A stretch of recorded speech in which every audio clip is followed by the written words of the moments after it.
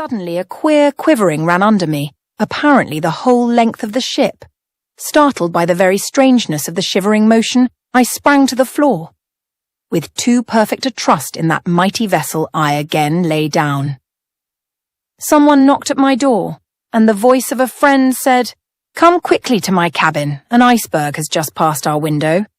I know we have just struck one." No confusion, no noise of any kind, one could believe no danger imminent. Our stewardess came and said she could learn nothing. Looking out into the companionway, I saw heads appearing asking questions from half-closed doors. All sepulchrally still, no excitement. I sat down again. My friend was by this time dressed. Still her daughter and I talked on, Margaret pretending to eat a sandwich. Her hand shook so that the bread kept parting company from the chicken. Then I saw she was frightened, and for the first time I was too. But why get dressed? As no one had given the slightest hint of any possible danger. An officer's cap passed the door. I asked, "Is there an accident or danger of any kind?"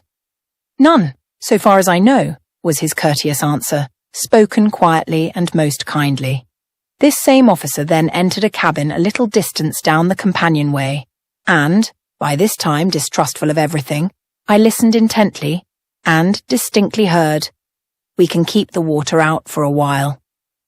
Then, and not until then, did I realize the horror of an accident at sea. Now it was too late to dress. No time for a waist, but a coat and skirt were soon on. Slippers were quicker than shoes.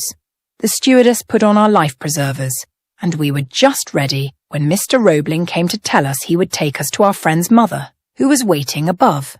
No laughing throng, but on either side of the staircases stand quietly, bravely, the stewards, all equipped with the white, ghostly life preservers.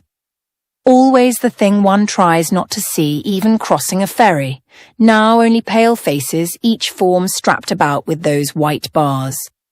So gruesome a scene. We passed on, the awful goodbyes, the quiet look of hope in the brave men's eyes as the wives were put into the lifeboats. Nothing escaped one at this fearful moment. We left from the sundeck 75 feet above the water. Mr. Case and Mr. Roebling, brave American men, saw us to the lifeboat, made no effort to save themselves, but stepped back on deck. Later they went to an honored grave. Our lifeboat, with 36 in it, began lowering to the sea. This was done amid the greatest confusion. Rough seamen all giving different orders. No officer aboard. As only one side of the ropes worked, the lifeboat at one time was in such a position that it seemed we must capsize in mid-air. At last the ropes worked together, and we drew nearer and nearer the black, oily water. The first touch of our lifeboat on that black sea came to me as a last goodbye to life. And so we put off, a tiny boat on a great sea, rowed away from what had been a safe home for 5 days. The first wish on the part of all was to stay near the Titanic. We all felt so much safer near the ship. Surely such a vessel could not sink. I thought the danger must be exaggerated and we could all be taken aboard again. But surely the outline of that great good ship was growing less. The bow of the boat was getting black, light after light was disappearing, and now those rough seamen put to their oars, and we were told to hunt under seats, any place, anywhere, for a lantern, a light of any kind. Every place was empty. There was no water, no stimulant of any kind. Not a biscuit, nothing to keep us alive had we drifted long. Sitting by me in the lifeboat were a mother and daughter. The mother had left a husband on the Titanic, and the daughter a father and husband, and while we were near the other boats, those two stricken women would call out a name and ask, "Are you there?"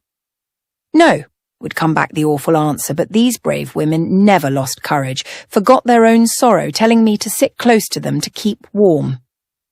The life preservers helped to keep us warm, but the night was bitter cold, and it grew colder and colder, and just before dawn, the coldest, darkest hour of all, no help seemed possible.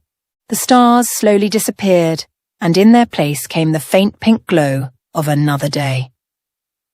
Then I heard a light, a ship. I would not look while there was a bit of doubt, but kept my eyes away. All night long I had heard a light. Each time it proved to be one of our other lifeboats, someone lighting a piece of paper, anything they could find to burn, and now I could not believe. Someone found a newspaper. It was lighted and held up.